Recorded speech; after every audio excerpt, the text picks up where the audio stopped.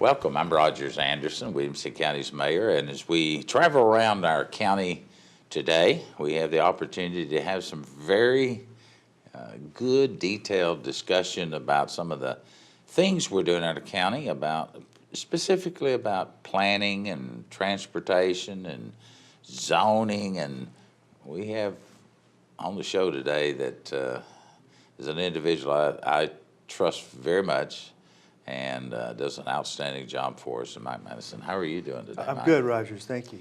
Thanks for being with us today. So, as always, people want to know a little bit about Mike. How'd you wind up on the fourth floor to the county administrative building? Where'd you go to school and those kind of issues? Yeah, well, I actually am from here. I went to Brentwood High School. Now, was it the Brentwood or was it called something else? No, it was Brentwood High School. So now it tells me how old you are. Exactly. I was in the second graduating class at Brentwood. So I actually went to Franklin High School my sophomore year, and then Brentwood High School was built and finished up there. Then I went to the University of Tennessee, got my degree. After that, I spent about 15 years or so working in the Carolinas in the planning profession. And then in 2005, had an opportunity to come back here to take this job and, of course, jumped at the opportunity. Well, you do an outstanding job upstairs. You've also got several team members that got to help you, too. Oh, absolutely. Well, we've got a good staff, starting with Joe Horn, who's the Community Development Director. Under him are 5 different departments, including the Planning Department. But within the Planning Department, we've got a great team assembled. We have 3 other planners besides myself and some support personnel. Aaron Holmes, our planning coordinator, Lincoln Sweet and Rachel Durham, our 2 planners, and then also assisting are Linnea Escobar and Holly Scott. Mike, oftentimes people will, I'm sure, come to see you or come to see me, and they've got a particular issue about, when we say planning, how do they do this, how do they do that? Developers come to see you, individuals come to see you. Yeah. But first and foremost, if you're watching this show, your jurisdiction is strictly in the unincorporated areas. Exactly. Everything that's not within the corporate limits of the 6 municipalities. So, although on the surface, I'm sure the cities, particularly the 6 cities that you mentioned, are just booming and growing, but we have our issues in the unincorporated side of our county also. Oh, absolutely, yes. So over the last several years, we've seen this phenomenal growth in Williamson County. We're currently at about 217,000 people countywide. Right. Looks like, according to some of the data from different sources, that we're going to be at about 400,000 people by the year 2040. Right. That's almost a doubling in about 20, 25 years. Yeah. A lot of people think that's conservative. We often hear, how do we either control or stop, in some cases, people wanting just to stop all this growth that's coming in to our communities. And of course that gets over into traffic issues. So I'm kind of going to give you the baton and let you talk a little bit about the way we do things, our comprehensive plans that we use. And a lot of times people, it's almost like put you to sleep. Right. Not that you would, of course, but it's so important in the way that we grow over the next 10, 15, or 20 years, the things you are working at today. Well, absolutely, and you mentioned, of course, that Williamson County and the entire region is experiencing just phenomenal growth, and Williamson County probably leads the way in terms of percentage of growth, and that's a good thing in a lot of ways. It's a testament, I think, to the quality of life that we have here, to our education, to our jobs that are available here. So it's a byproduct of success, but with that, of course, comes challenges as well. And so a lot of our job is to try to balance, the need and the recognition that we're going to grow with, the desire and the need to grow in a way that makes sense for the county. And so a lot of it is balancing those issues and reconciling the different points of view that exist in the community. From a planning perspective, it kind of all starts with our comprehensive plan. So we have a overall comprehensive plan for the unincorporated county, and that plan really is a policy document that articulates the vision for the future of the unincorporated area from a growth and development standpoint. The comprehensive plan was most recently updated in 2007, and so that's kind of the foundation for our planning program. And that talks about land use recommendations in terms of what the density should be in which parts of the county, where growth should be concentrated, and that sort of thing. And then to implement the comprehensive plan, the county has created and adopted a new zoning ordinance that establishes essentially the rules for development. So the comprehensive plan identifies the big picture policy issues, and then the zoning ordinance and other regulations like our subdivision regulations help to implement the policies that are espoused in the comprehensive plan. So Mike, when you help develop this comprehensive plan or even into the area plans that we get into, they really come from staff, but ultimately there's public meetings, there's public hearings, trying to get input both on what you and your staff have put together, but also on new ideas and really what the residents want. Yes, absolutely. In fact, one of the hallmarks of our long-range planning program is public participation in the process.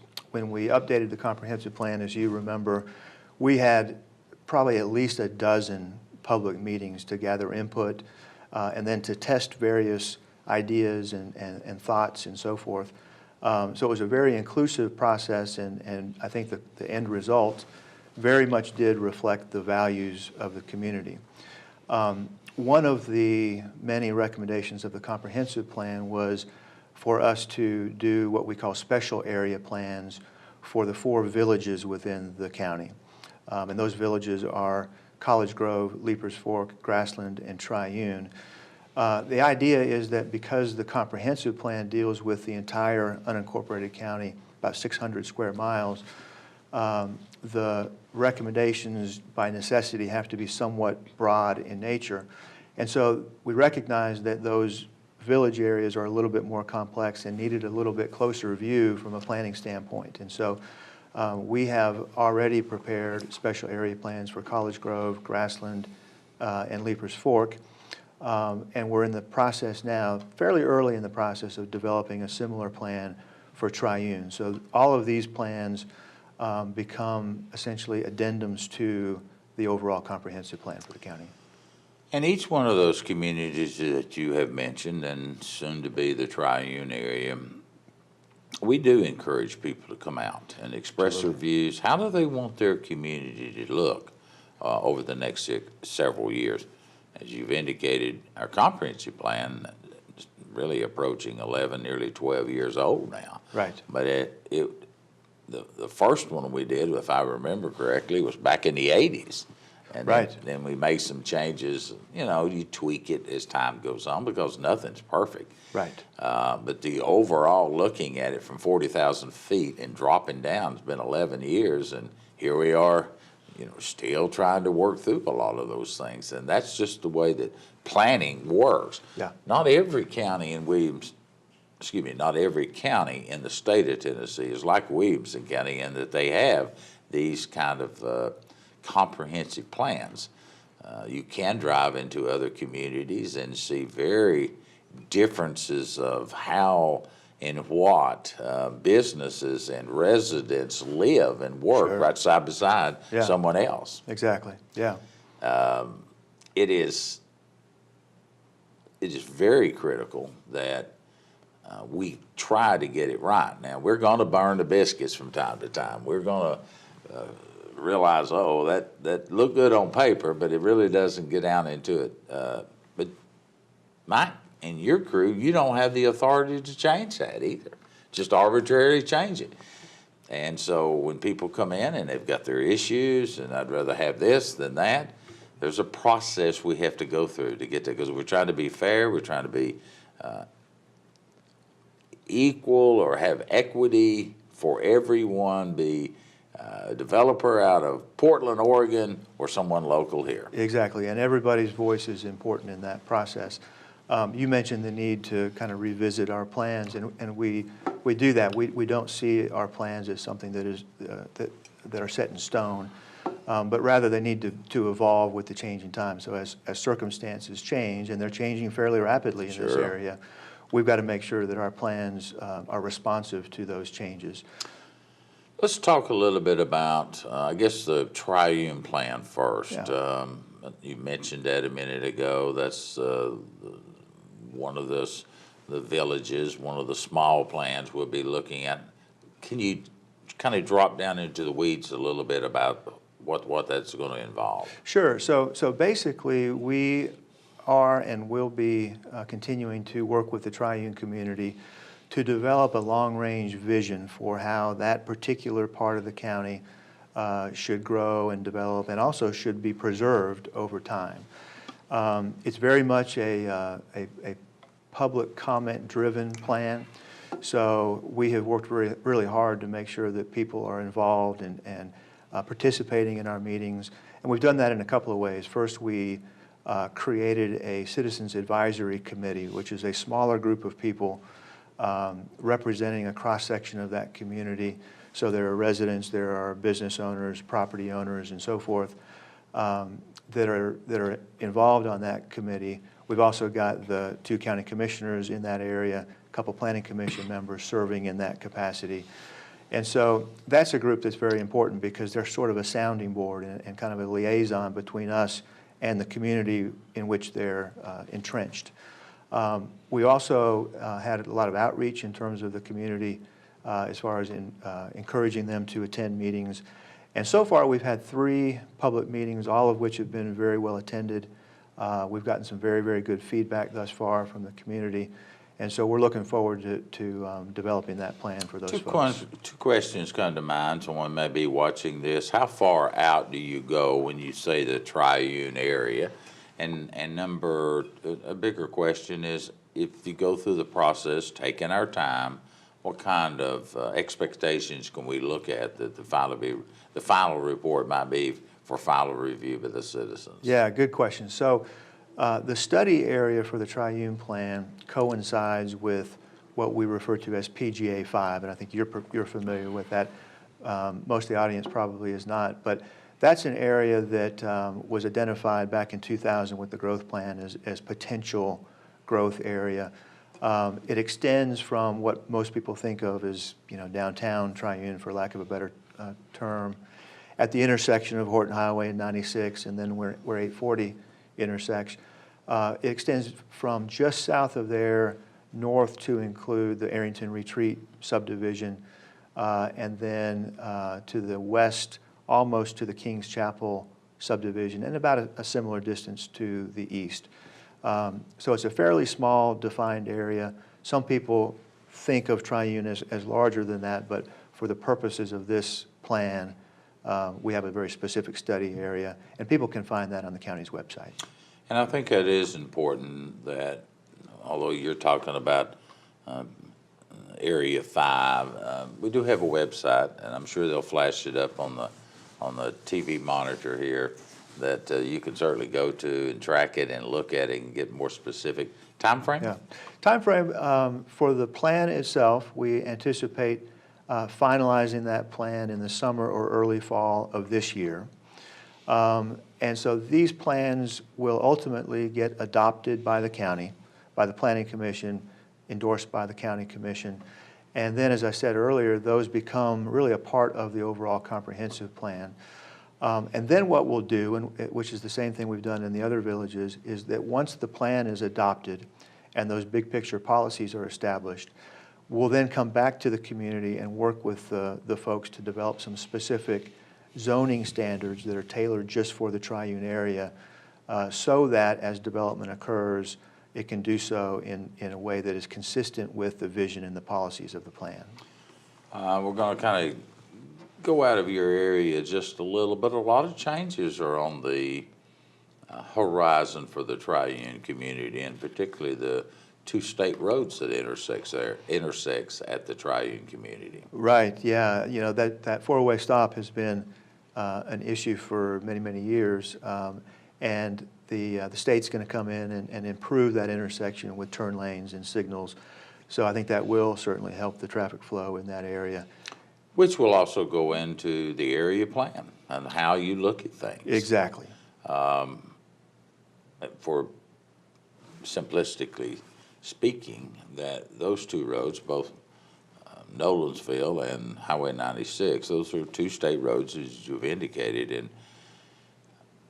I guess in the many years that I've been here, that there's about 3 major intersections that always get the question, when is it going to be fixed? Well, Right. that's a state issue. They own the road, therefore they have to fix it. It's kind of like you and I may not like what you're doing at your house, but you own it, so you have to deal with that, and it's the same with the state. But we've been told that the improvements are coming out there, but it's going to take some time because there's quite a bit of utilities that have to be relocated, and the road expansion and the turns and all that. Right. But it's also a heartbeat just coming off from 840. We speak of coming off from 840, coming back over to Triune. I don't know how far that is, a half a mile, but that whole area is getting ready to have just a culture shock in the next 10 and 15 years. So what we're doing is trying to get ahead of that curve and look at that area out there. And it's quite frankly, on the other side of 840, going down towards College Grove, there's going to be some real push on development for that area in the near future. Yeah, I think you're exactly right. With the road projects in particular, I think that area of Triune is going to experience a lot of development pressure, and so it's important that we come in ahead of that and develop the plan and establish the parameters so that when that development does occur, it does so in a way that is beneficial to the community and in keeping with what people would like to see out there. There's still an issue with sewer out there. The infrastructure from a roadway standpoint, I think, will be improved, but at this point, there's still sewer issues that serve as some impediment to development. Well, I think it goes without saying that public utilities, public sewer versus septic tanks are always a challenge for growth, and to some people in the unincorporated area, that helps to control that growth. Right. It requires more land, more land in order to be able to treat the that byproduct. But currently, there's no plans on the horizon that we know about to bring public sewer to that area. Now, that can change almost on a daily basis too. As you mentioned, Kings Chapel. Right. That's a community that built its own system. Right. Very costly, but that area is actually in the unincorporated area, and the county's not in the sewer business. We're in the septic business. Exactly. And Highway 96, it's been approved for widening the completion of it. So when you leave I-65 south at, I think it's exit 69 or 96. There's the hospital. Right, right. And it's on Highway 96. So you go up almost to Arno Road from 65, and very nice road. And then it begins to taper down at Arno Road as you go towards Triune. It carries itself out there maybe a half a mile, then it goes back to 2 lanes in front of the Trinity community, the Trinity School, and out through there. That road now has all been approved to be widened by the state of Tennessee, and so you should see construction over that over the next several years. So that whole area, as I believe you said in a meeting that really caught my attention, it was 42 or 43% of the growth that we're going to see in the unincorporated area over the next few years is going to be out in that area. Yeah, in fact, I think it's even higher than that. Maybe I missed. And that's what we've seen historically, is that the growth is generally taking place in that eastern part of the county, and that wedge that between 840 and 96, I think, is prime for that kind of development. It's interesting, we chart the developments that have been approved in the unincorporated county, subdivisions of 15 lots or greater, and in the past 3 years, about 35% of the overall development since 2000 has taken place, and the vast majority of that is taking place in the eastern part of the county, And a lot of that is being fueled by the alternative sewer technology. You mentioned Kings Chapel as an example. Well, and that area, for the most part, has a lot of land that's available for development. As we indicated at Triune, you're certainly less than a mile away from 840. I think it's more like a half a mile. Right. But as you go on the eastern side of 840, heading towards College Grove, there's acres and acres of land that has the potential to be developed for some by someone or a subdivision. And for the last 25 or 30 years, that community has had very little high-density growth. There's been a few that have tried it out there, but they don't have the consistency. Let's talk a little bit about our comprehensive plan. Yeah. So we're talking about all the growth that's taking place, and mostly in the east, but really everywhere in the county. And that's why it's so important to be real deliberate about our planning. You know, what do we want to see? What are the ramifications of that kind of development? And do we really want to see, the entire eastern portion of the county developed, or do we want to, try to find ways to preserve some of that? And so it is important that periodically, on a fairly frequent basis, we take a step back and look at our policies and look at our objectives. And so we were talking about the focused plan for Triune. We will also be doing an update to the overall county comprehensive plan over the next year or so. And that's going to be real important from the standpoint of taking that fresh look. After you mentioned it's been about 10 years since the current comprehensive plan was adopted. And so that'll be an opportunity to look at our policies and see if they need to be adjusted in some way or another. Well, it's so critical of the way we're growing. Some people saying it's upwards of 40%. I don't know the exact percent because we're just getting ready to get into the census mode. I do know that we've got about 217,000 people, and at the turn of 2010, we had a certified 183,000 people. Right. So we're clearly growing at a very rapid pace. A lot of that growth is certainly within our cities, but the county unincorporated is offering its share. Joe Horn gave me some paperwork this week, and during the 2017 year, about 48% of the growth that occurred in Franklin, the city limits of Franklin. Right. The county was way apart from that.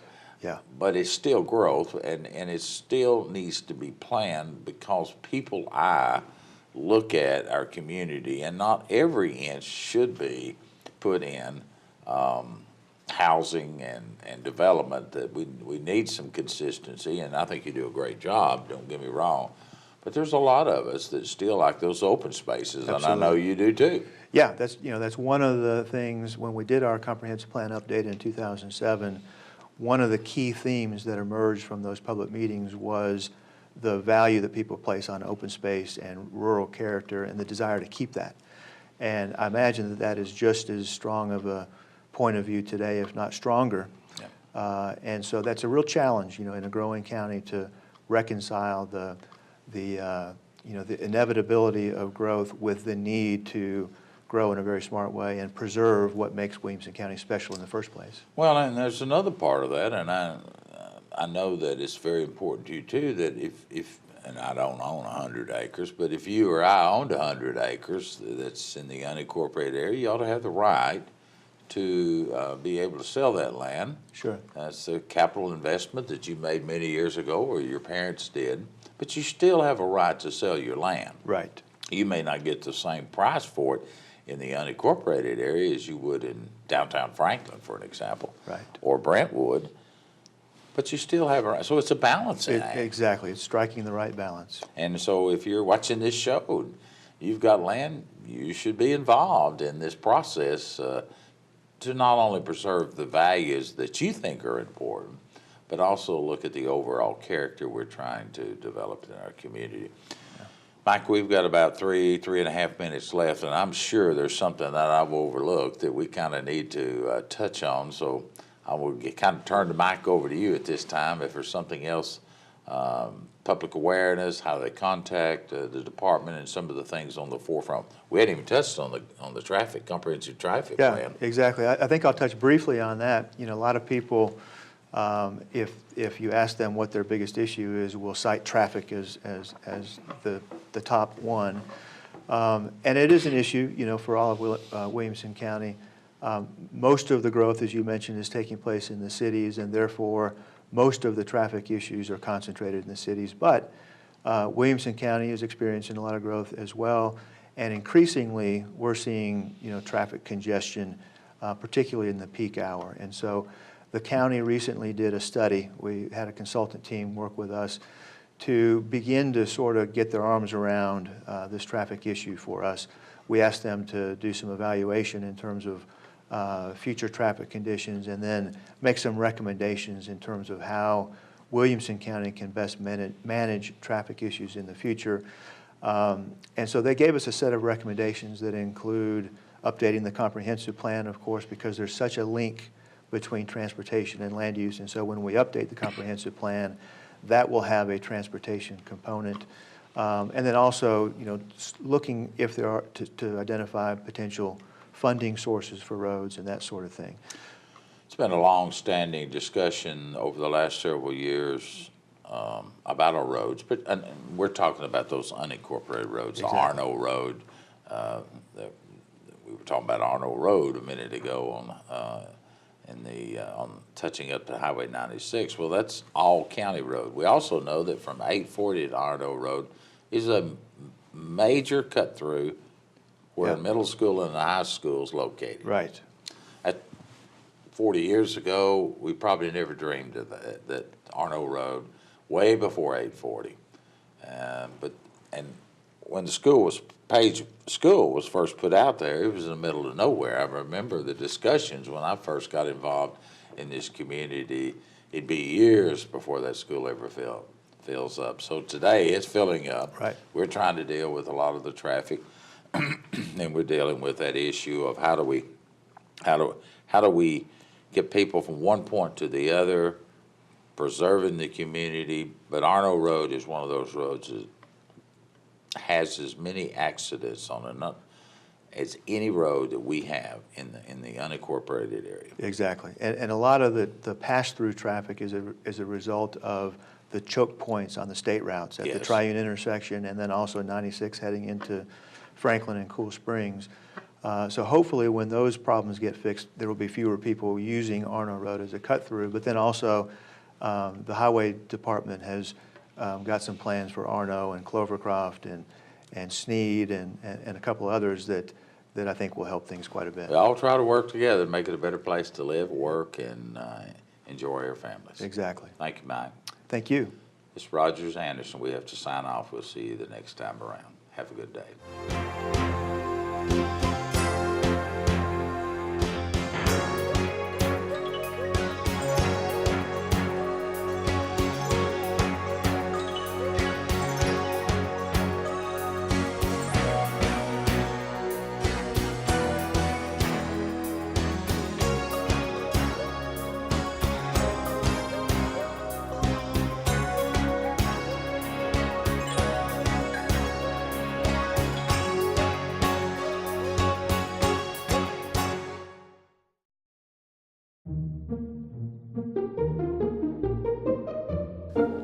A Miser's Life by Barbara E. Young. The trees in the Art Center courtyard are small, an October grove of adolescent elms. Their stiff leather oval round leaves turned yellow overnight and fell the next night onto the white gravel, and the wind heaped them beside the walk, and I had just arrived when the damn sun suddenly struck coins right before my eyes. I had to set my purse down, had to bend and scoop a double handful.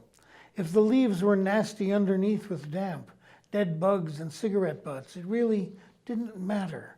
They fell through my fingers, and I was Scrooge McDuck, living large in a top hat, my hands dripping gold.